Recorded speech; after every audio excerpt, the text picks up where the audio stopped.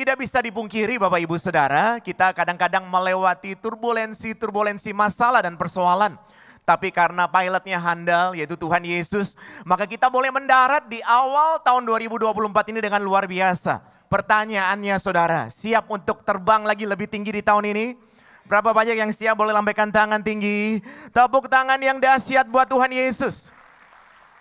Kita percaya bahwa Tuhan punya rancangan yang indah buat setiap kita untuk membawa saudara dan saya di tahun yang baru ini untuk mengalami sesuatu yang lebih baik di tahun sebelumnya. Namun kadang-kadang kita tidak bisa terbang lebih tinggi karena kita tidak menikmati. Misalnya saudara, kalau saya sedang haus, kemudian saya berkata, Tuhan berkatilah air ini supaya saya tidak haus lagi. Kemudian saya berdoa lagi, Tuhan berkati air ini supaya saya tidak haus lagi. Kenapa saya masih haus Bapak Ibu? Karena saya belum menikmati, saya belum minum air ini, betul? Kita seringkali berdoa untuk pekerjaan kita. Kita seringkali berdoa untuk keluarga kita. Kita seringkali berdoa untuk bisnis kita. Pertanyaannya, saudara menikmati pekerjaan saudara atau tidak? Saudara menikmati keluarga saudara atau tidak? Saudara menikmati enggak apa yang Tuhan percayakan buat saudara? Hal yang sederhana, kita ada di ibadah yang luar biasa saat ini. Saudara menikmati ibadah ini? Tepuk tangan yang luar biasa buat Tuhan Yesus. Kalau saudara menikmati setiap berkat, setiap kesempatan yang Tuhan percayakan, maka saudara dan saya tahun 2024 akan mengalami sesuatu yang lebih baik dari tahun 2023. Sebab bukan apa yang saudara lihat, yang saudara dengar, yang timbul dalam hati saudara. Tuhan beri lebih dari itu.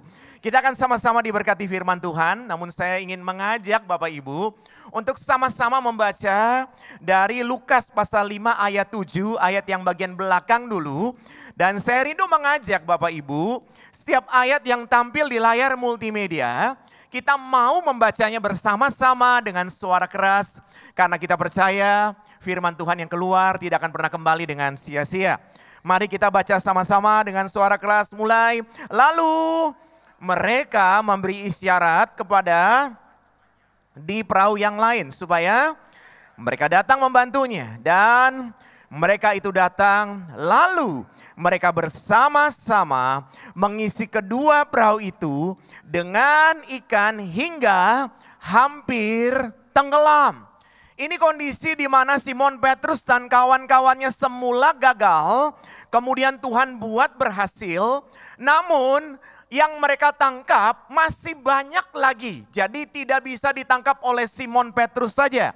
Maka dia harus panggil teman-temannya yang lain. Makanya di ibadah jam 11 ini saya angkat tema so much more. Katakan sama-sama dengan saya, masih banyak lagi. Bilang buat kanan kiri, masih banyak lagi. Artinya apa Bapak Ibu? Saya berdoa bukan sebuah kebetulan, di tahun 2024 ini Tuhan akan membuat saudara dan saya terheran-heran. Karena apa yang saudara dan saya rencanakan, Tuhan beri lebih banyak dari apa yang saudara dan saya rencanakan. Masih banyak lagi. Jadi kalau saudara bekerja sebagai seorang karyawan atau saudara sebagai seorang pebisnis, sudah punya target, sudah punya perkiraan, nanti sampai 1 bulan ini saya penghasilannya segini. Dengan pertolongan Tuhan ternyata saudara heran. Sampai akhir bulan masih banyak lagi. Tepuk tangan yang luar biasa buat Tuhan Yesus. Saudara, kadang-kadang kalau kita mendengar seperti ini ada sebagian orang yang berkata, masa sih? Makanya gak jadi-jadi saudara. Jangan masa sih, bilang amin ya. Meskipun kadang-kadang belum terjadi, tapi karena kita berkata amin, kita punya iman yang besar, maka itu akan terjadi Bapak Ibu. Saya ingin mengajak nanti kita baca perlahan-lahan dari ayat demi ayat. Dan ada beberapa pesan yang saya yakin dan percaya menjadi berkat buat setiap kita. Untuk sepanjang tahun ini boleh mengalami sesuatu keadaan yang tadi sesuai tema. Sesuatu yang kita heran, sesuatu yang tidak mungkin tapi mungkin bagi Tuhan. Dan saya ingin mengajak mulai dari ayat yang kedua dari Lukas pasal 5. Kembali saya mengajak Bapak Ibu untuk perlahan-lahan kita membacanya dengan suara keras. Mulai. Ia melihat 2 perahu di tepi pantai. Nelayan-nelayannya telah turun dan sedang membasuh jalannya. Yesus di tepi danau Genesaret melihat nelayan-nelayan yang sedang membasuh jala. Mereka telah bekerja sepanjang malam, mereka telah bekerja keras di waktu yang tepat, dan mereka adalah profesional fisherman, para nelayan yang profesional, namun mereka tidak berhasil menangkap apa-apa. Mereka mau pulang, namun sebelum pulang mereka harus membersihkan jalannya. Bukan mencuci dengan air Bapak Ibu. Tapi biasanya nelayan yang tidak berhasil menangkap ikan, sebelum pulang mereka harus merapikan kembali jalannya yang mungkin saja pada jala-jala itu karena tidak berhasil menangkap ikan, maka yang berada pada jala-jala itu adalah kotoran atau mungkin sampah atau lainnya. Dan orang-orang ini mau membersihkannya.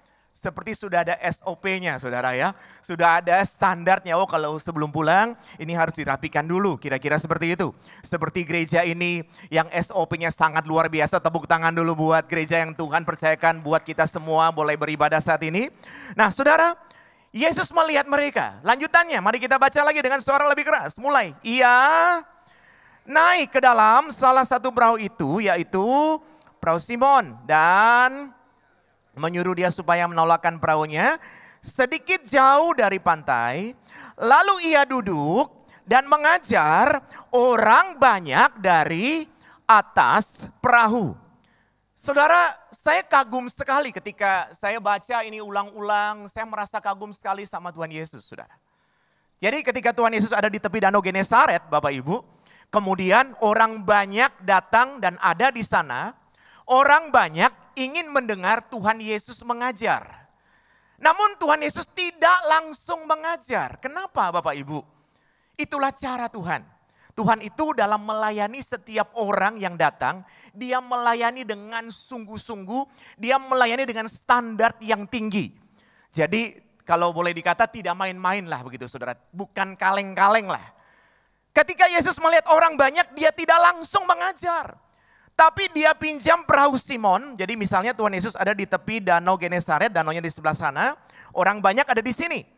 Tuhan tidak langsung mengajar, tapi Tuhan pinjam perahunya Simon, kemudian dia minta agar perahu yang dia pinjam ini ditolakkan sedikit jauh dari pantai Bapak Ibu. Setelah itu baru dia mulai mengajar. Dia tadi bisa langsung mengajar di tepi Danau Genesaret, mengapa tidak? Karena dia mempersiapkan yang terbaik. Dia naik perahu, bertolak ke tempat yang sedikit dalam, membentuk mimbar Bapak Ibu. Supaya bisa menjangkau lebih luas, supaya bisa mengajar lebih baik. Dan kemudian kita tentunya tahu waktu sekolah, pada malam hari, angin itu kan bertiup dari darat menuju ke perairan, betul ya? Kalau hari mulai pagi, sebaliknya, angin bertiup menuju ke arah darat. Jadi ketika Yesus ada di perahu Simon, kemudian Yesus mengajar kepada orang banyak yang di tepi Danau Genesaret, dengan mujizat, saya yakin tetap kita percaya dengan mujizat, betul saudara? Dia menggunakan angin yang bertiup menuju ke darat untuk boleh menjangkau orang banyak itu bisa mendengar dia mengajar. Tepuk tangan dulu buat Tuhan Yesus yang luar biasa. Jadi saudara kalau kita melihat Tuhan Yesus saja dalam melayani sudah memberikan teladan yang begitu baik. Artinya dia sungguh-sungguh ketika mau menyiapkan pelayanan. Tidak asal, oh orang banyak datang langsung. Enggak saudara, dia mempersiapkan dengan baik. Maka saudara dan saya kita juga harus belajar.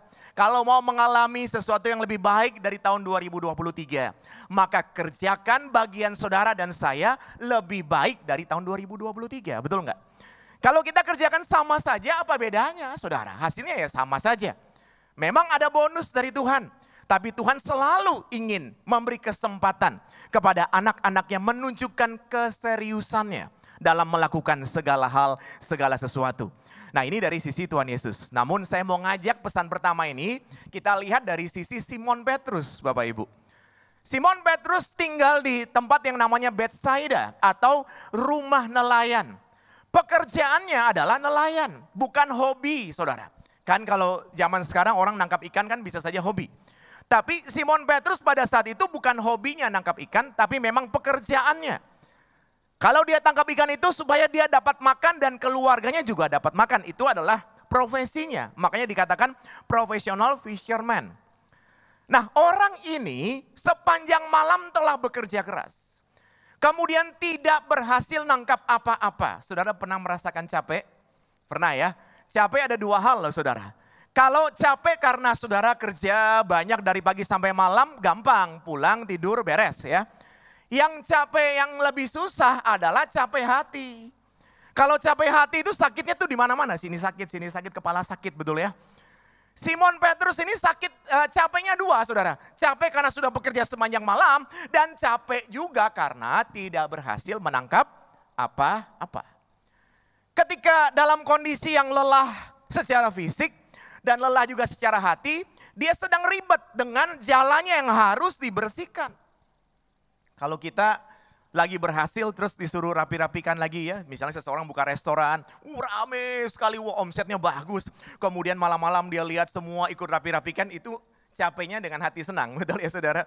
Tapi kalau misalnya buka restoran kemudian, sepanjang hari kok kayaknya sepi sekali dan berantakan lagi. Itu sambil rapi-rapikan sambil capek hati juga.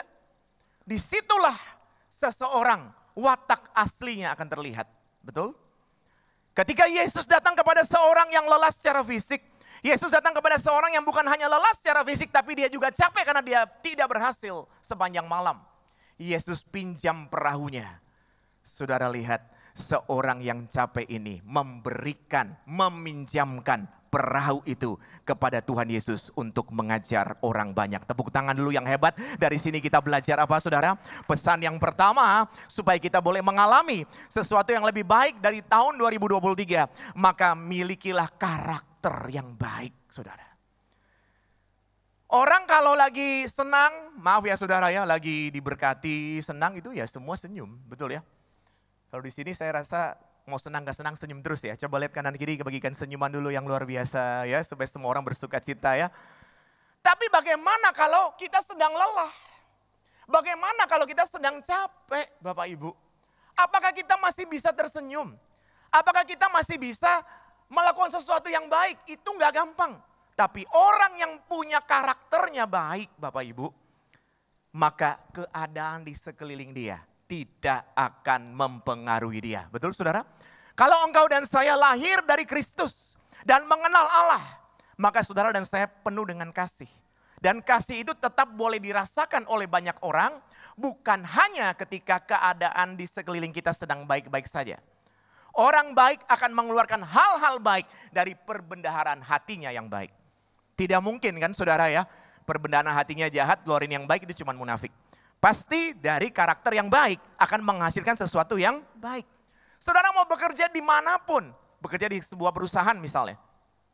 Kalau karakternya baik, maka hubungan saudara dengan pemimpin, dengan antar departemen baik. Orang senang bekerja sama. Kita berbisnis misalnya Bapak Ibu. Berbisnis pun sama. Orang akan senang berbisnis dengan orang yang karakternya baik, benar nggak? Jangan sampai kita datang orang kabur semua. Yang ada ketika kita datang orang senang, wah enak ya kalau dia datang, dia penuh dengan senyuman, dia baik. Senyum bukan berarti tidak ada masalah Bapak Ibu. Kadang-kadang ada masalah, tapi karena Tuhan ada di dalam saudara dan saya, maka masalah itu hanya pencobaan-pencobaan biasa yang tidak melebihi batas kemampuan saudara. Tepuk tangan yang hebat buat Tuhan Yesus. Karakter ini penting.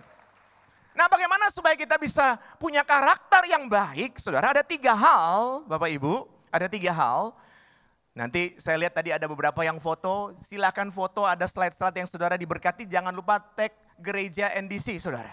Supaya mengajak juga yang lain diberkati dengan apa yang menjadi pesan firman Tuhan bisa menjadi berkat buat yang lain. Saudara 3 hal. Yang pertama, orang yang punya karakter baik, kebiasaannya adalah merenungkan firman. Kurenungkan firman-Mu siang dan malam. Jadi kalau renung firman itu bukan hanya sekali. Misalnya sehari mau baca 2 kali, 3 kali, terserah. Tapi renungkan firman siang dan malam itu sepanjang siang, sepanjang malam, kehidupan saudara, apa yang saudara lakukan, apa yang saudara katakan, itu dari firman Tuhan. Kenapa bisa? Karena isinya firman Tuhan. Kalau ini ya wadah botol ini adalah wadah hati pikiran kita. Kemudian wadah botol ini diisi air putih yang bersih secara terus menerus. Apa yang terjadi Bapak Ibu?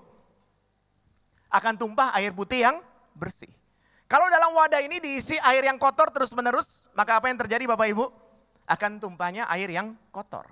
Kalau wadah hati kita dan pikiran kita diisi dengan firman Tuhan terus menerus, maka perkataannya perkataan firman.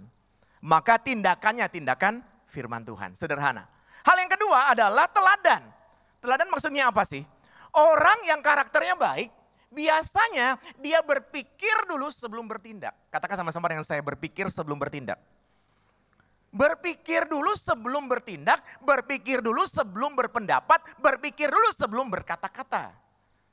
Jadi orang seperti ini, sebelum dia melakukan sesuatu, dia pikir dulu kira-kira kalau saya lakukan ini jadi teladan nggak? Kalau nggak jadi teladan, lebih baik saya nggak lakukan.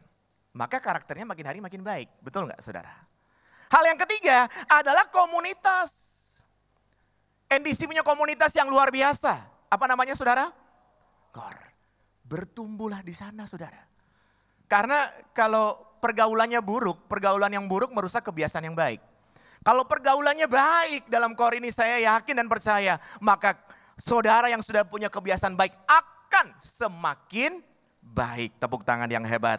Karakter tidak terbentuk dalam waktu singkat. Namun melalui proses waktu. Jadi kadang-kadang kita jangan terlalu cepat menilai orang. Jangan terlalu cepat menghakimi orang. Karena setiap orang bertumbuh dalam keluarga yang berbeda-beda Bapak Ibu Saudara. Ada orang yang tidak percaya Tuhan tapi karena dia bertumbuh dalam keluarga yang memang dari kecil itu dalam rumah tuh ngomongnya semuanya pelan gitu kan. Jadi sudah makan belum? Ya nanti dia sampai seterusnya seperti itu kan. Tapi ada orang yang percaya Tuhan karena memang bertumbuh dalam keluarga yang memang sudah terbiasa keras kan. Sudah makan belum? Nah kan begitu. Kita nggak bisa hakimi orang, oh ini lebih jahat. Nggak bisa juga kan.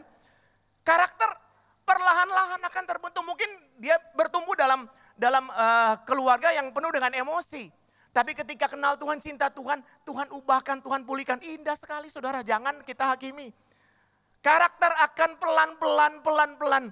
Tapi di dalam Tuhan pasti seseorang yang mengalami Tuhan Yesus akan punya karakter yang makin hari makin baik. Haleluya. Yang berikutnya saudara. Kita baca ayat berikutnya untuk pesan yang kedua. Sekarang pada ayat yang keempat dari Lukas pasal 5 dengan suara keras. Setelah selesai berbicara, ia berkata kepada Simon, bertolaklah ke tempat yang dalam dan tebarkanlah jalamu untuk menangkap ikan. Jadi Simon yang dalam keadaan capek hati, capek fisik, lagi ribet beresin jala, Tuhan pinjam perahu. Karena karakternya baik, dia pinjamkan perahu. Tuhan bilang tolak sedikit ya ke tempat yang dalam, dia bantu supaya perahunya bertolak ke tempat yang dalam. Kemudian Tuhan mengajar. Rupa-rupanya waktu Tuhan mengajar dia juga mendengar Tuhan Yesus mengajar. Setelah itu Bapak Ibu, setelah itu Tuhan berkata bertolaklah ke tempat yang dalam. Ini yang sangat sulit. Banyak orang tidak berhasil pada titik ini saudara. Kalau pertama lagi capek terus diminta sabar masih boleh lah. Gak berhasil tetap ikutin SOP beresin jala ya sudah gak apa-apa lah. Terus diminta berbuat baik pinjam perahu masih boleh.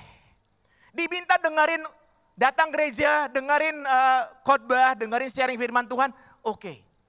Tapi kemudian diminta untuk melakukan sesuatu yang menurut dia kurang masuk akal. Kenapa saya bilang begitu? Dia adalah nelayan profesional. Dia tahu bahwa pada saat malam tidak ada cahaya, ikan tuh ada di atas. Jadi gampang kalau pakai jala ya Bapak Ibu ya. Kalau sudah siang ada cahaya, ikan tuh biasanya masuk ke dalam saudara.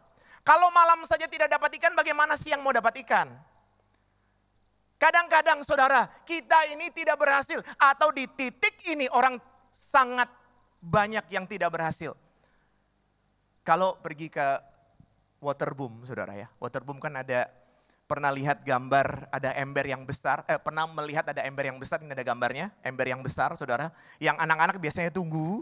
Kemudian ember itu diisi pelan-pelan, betul ya. Terus anak-anak nunggu pelan-pelan, begitu penuh embernya. Terus kemudian embernya tumpah. Wah anak-anak suka cita sekali. Itu namanya tipping point saudara. Itu namanya titik balik sesuatu yang luar biasa. Tuhan bekerja dalam hidup saudara. Misalnya seperti ini, saudara boleh angkat tangan begini sama-sama. Terus bisa dibalikan seperti ini, gampang gak saudara? Kalau Tuhan sudah bekerja, hidupmu tuh diangkat semudah membalik telapak tangan saudara. Tuhan bisa berkati dengan luar biasa. Sesuatu yang tidak pernah timbul dalam hati saudara. Sesuatu yang tidak pernah saudara lihat. Tuhan bisa berikan, bahkan tahun ini Tuhan akan kerjakan dalam kehidupan saudara. Tepuk tangan yang hebat buat Tuhan Yesus. Namun, di titik ini, sudah capek, sudah lelah, kadang-kadang disuruh melakukan sesuatu yang kurang masuk di akal. Saudara dan saya harus punya yang namanya pesan berikutnya, komitmen. Katakan sama-sama dengan saya, komitmen. Kalau nggak punya komitmen saudara, maka orang itu biasanya semangat di awal saja. Ketika ada masalah, ada persoalan, orang bisa berubah. Kemudian berubah tidak setia. Di titik ini banyak sekali orang yang gagal. Sudah melangkah pertama, ada tantangan masih kuat. Sudah melangkah lagi kedua, tantangan makin berat, masih kuat. Melangkah ketiga, tantangan semakin berat, kadang-kadang orang putar balik. Tapi ada lagu berkata no turning back. No turning back. Jangan putar balik. Katakan sama-sama dengan saya, jangan putar balik. Kalau sudah sungguh-sungguh maju terus. Jangan bilang bahwa tidak bisa, tapi bilang bersama Yesus saya bisa. Segala perkara dapat kutanggung di dalam Tuhan yang memberikan kekuatan kepadaku. Betul saudara? Kita dikasih kemampuan sama Tuhan untuk punya komitmen. Saudara, komitmen seseorang terbukti bukan dari kata-katanya, tetapi dari fakta-faktanya. Banyak orang bisa berjanji apa saja. Saya suka lihat kalau pasangan muda mau diberkati pernikahan kan, banyak janji-janjinya kan saudara ya. Biar satu tinggal di utara, satu tinggal di selatan. Jakarta ini kan macet saudara. Gak apa-apa saya jemput. Saya jemput dia sambil nyanyi sukacita kok. Dari utara ke selatan, betul ya. Tapi kalau udah nikah, masih seperti itu enggak? Ya kan diam semua nih kan. Ada yang bilang sudah berubah. Nah komitmen itu bisa berubah saudara. Makanya kita perlu minta kekuatan dari Tuhan. Ini hal sederhana, hal gampang. Semua orang bisa bicara apa saja. Tapi waktu yang akan membuktikan seseorang yang punya komitmen tinggi akan tetap melakukan segala sesuatu dengan segenap hati. Seperti untuk Tuhan dan bukan untuk manusia. Haleluya, amin. Tepuk tangan yang meriah buat Tuhan Yesus.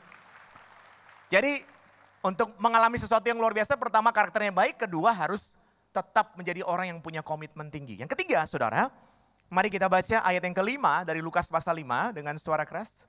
Simon menjawab, Guru, telah sepanjang malam kami bekerja keras dan kami tidak menangkap apa-apa. Tetapi karena engkau menyuruhnya, aku akan menebarkan jala juga. Jadi kalimat ini mau menjelaskan bahwa dia ini nelayan profesional. Dia tahu bahwa sepanjang malam dia mengulangi lagi kalimat itu untuk menjelaskan bahwa dia sudah bekerja keras. Dia sudah melakukan di waktu yang tepat. Dia mengerti tentang itu. Tapi karena engkau yang menyuruhnya. Setelah dia mendengar Tuhan Yesus mengajar. Iman timbul karena pendengaran. Pendengaran akan firman Kristus, betul? Karena saudara buka hati saudara untuk mendengar firman Tuhan. Iman saudara timbul. Iman bertumbuh, betul? Maka sesuatu yang tidak mungkin dia mau lakukan. Karena dia berkata, karena engkau yang menyuruhnya. Pertanyaannya saudara, kenapa Simon yang disuruh? Kan kalau Tuhan menyuruh kita pergi terima mujizat gampang ya. Kita ngerti lah ya kalau Tuhan suruh pasti terima mujizat. Kenapa Simon Petrus yang disuruh? Jawabannya adalah pada pesan yang ketiga. Karena dia punya kapasitas. Capacity, betul? Setelah Tuhan menyuruhnya maka orang ini akan menangkap ikan dalam jumlah yang besar. Betul nggak Bapak Ibu? Nah bisa dibayangkan kalau saya yang disuruh saudara, saya nggak ngerti. Saya terbalik dengan perahu itu saudara. Karena saya nggak ngerti apa-apa tentang itu. Kenapa Simon yang disuruh? Karena Simon punya kapasitas untuk menangkap ikan yang besar. Kita seringkali berdoa, Tuhan tambahkan berkat buat aku. Tolong Tuhan 2024. Lupa, minta nggak kapasitasnya ditambah saudara? Saudara kalau saya bertanya ini ya, maaf, fokus pada botolnya atau isinya? Dalam hati aja jawabnya kan, kalau jawab pas salah kan gak enak. Gitu. Ini fokusnya pada botolnya atau isinya saudara? Wah kalau bisa isinya ya kan, isi kantongnya berapa, isi dompetnya berapa ya kan saudara. Tuhan ajarkan kita bukan pada isinya, pada botolnya, wadahnya. Kalau kita fokus pada isinya ya sudah, isinya cuma begini. 2023 begini, 2024 ya begini saudara. Sekarang kita minta sama Tuhan, Tuhan perbesar kapasitas saya. Wah keren sekali ya saudara ya. Maka fokusnya pada wadahnya saudara, bukan pada isinya. Tuhan tambah kapasitasku. Ketika kapasitasnya bertambah saudara, maka isinya akan lebih banyak dari tahun 2023. Tepuk tangan yang hebat buat Tuhan Yesus. Saudara, suatu ketika ada seorang pemuda miskin asal Ukraina. Pemuda ini terpaksa harus berpisah dengan ayahnya. Dan pemuda ini bersama dengan ibunya pindah ke salah satu kota yang ada di California. Dan mereka minta perlindungan suaka politik di sana. Mereka hidup sangat sederhana, saya persingkat saja ceritanya. Namun dalam kondisi yang sulit dan sangat terbatas, apalagi berpisah dengan ayahnya, mereka harus berjuang dan anak ini atau seorang yang muda asal Ukraina ini harus benar-benar sekolah dan memanfaatkan semua hal yang dibantu oleh pemerintah. Dia menggunakan banyak sekali buku-buku bekas untuk belajar komputer, saudara. Dia harus berusaha dan berjuang keras untuk bisa menyelesaikan sekolahnya. Dan singkat cerita, orang ini akhirnya berhasil bekerja di perusahaan Yahoo, saudara. Pada tahun 2007, dia resign dari perusahaan Yahoo dan dia berniat untuk mau melanjutkan karirnya lagi. Dia mau mencari tantangan baru, Bapak Ibu. Dia mencoba untuk melamar di perusahaan Facebook yang dipimpin oleh Mark, saudara. Ternyata dia tidak diterima. Pemuda yang sudah resign dari Yahoo mau coba melamar di perusahaan Facebook, tidak diterima, saudara, tahun 2007. Akhirnya karena tidak diterima itu, dia berjuang memikirkan hal-hal baru, apa sih kira-kira yang bisa saya lakukan. Maka tahun 2009, dia membuat sebuah aplikasi baru yang di awalnya aplikasi tersebut hanya di-download oleh 25 orang saja. Teman-teman dekatnya saja, saudara. Tapi ternyata, saudara, aplikasi yang dia temukan ini, yang dia buat ini, saudara, selama 5 tahun sampai 2014 berkembang dengan sangat luar biasa. Bahkan hari ini miliaran orang pakai aplikasi ini, saudara. Saya rasa saudara juga pakai. Ya, ada yang punya WA, saudara? Nggak usah malu-malu, saya nggak minta nomor WA-nya, saudara. Tapi ada ya yang punya WA ya. Ini aplikasinya. Dan 5 tahun 2014, perusahaan yang menolak dia, Facebook mengakuisisi, membeli WA ini dengan harga yang sangat mahal sekali, saudara. Jadi kadang-kadang ya, sebelum saya lanjut, kadang-kadang kalau kita udah berencana, oh ini kayaknya karir saya akan lebih baik nih di sini. Terus tidak berhasil, jangan kecewa. Bilang yuk buat diri sendiri, jangan kecewa ya, bilang. Jangan kecewa, karena Tuhan punya rencana yang jauh lebih indah dari situ. Tuhan gak mau pemuda ini bekerja di Facebook. Tuhan mau dia menjadi bos di situ, saudara, bagian dari perusahaan itu. Pemuda ini namanya Jan Koum, saudara pasti tahu kan? Nah pertanyaannya, kenapa dia yang dipilih? Kok gak orang lain? Sederhana, karena dia punya kapasitas. Kan tidak mungkin kan tiba-tiba terus Jan Koum yang dibeli aplikasinya, tapi dia gak ngerti apa-apa. Gak bisa. Jadi mari saudara, minta sama Tuhan agar Tuhan menambahkan kapasitas buat setiap kita. Tepuk tangan yang hebat buat Tuhan Yesus. Dan yang terakhir, tinggal 5 menit terakhir saudara, kita baca satu ayat lagi sebagai pesan yang terakhir. Ketika Simon Petrus, yuk dengan suara keras 1, 2, 3 ayat 8. Ketika Simon Petrus melihat hal itu, ia pun tersungkur di depan Yesus dan berkata, Tuhan, pergilah daripadaku karena aku ini seorang berdosa. Dia ngikutin loh saudara. Dia pinjemin perahu, dia mendengar Tuhan mengajar, kemudian dia diminta untuk bertolak ke tempat yang dalam, dia bawa. Kemudian dia berhasil tangkap ikan yang banyak. Kemudian dia bagikan buat teman-temannya. Dia diberkati hari itu saudara. Sudah waktunya dia capek, sudahlah terima kasih Tuhan, dadah. Gitu kan saudara ya. 10 orang kusta disembuhkan. Banyak yang lupa, cuma 1 aja yang balik, betul? Tapi dia tersungkur saudara. Meskipun badai tetap cinta Yesus.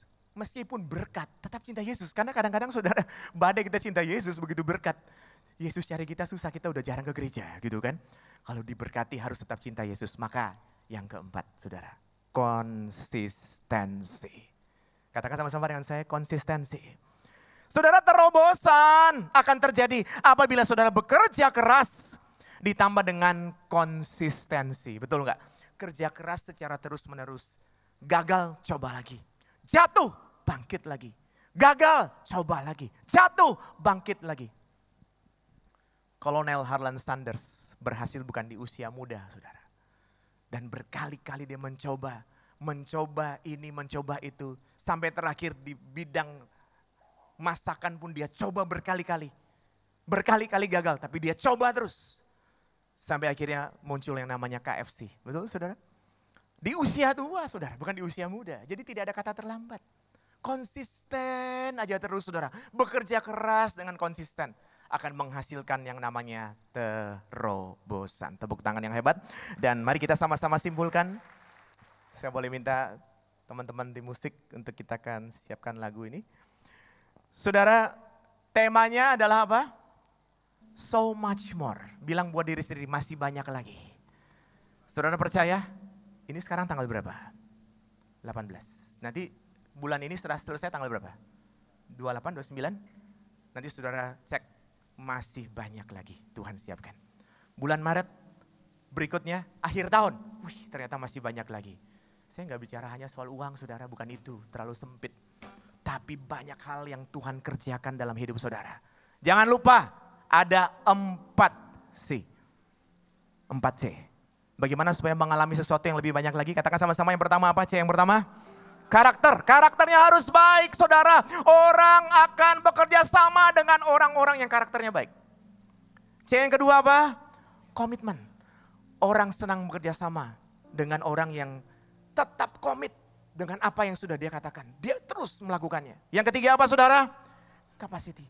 Tuhan akan percayakan sesuatu lebih banyak buat orang yang kapasitasnya makin besar. Kapasitasnya makin bertambah. Yang keempat, apa saudara? Konsistensi. Maka saudara akan mengalami banyak hal yang luar biasa.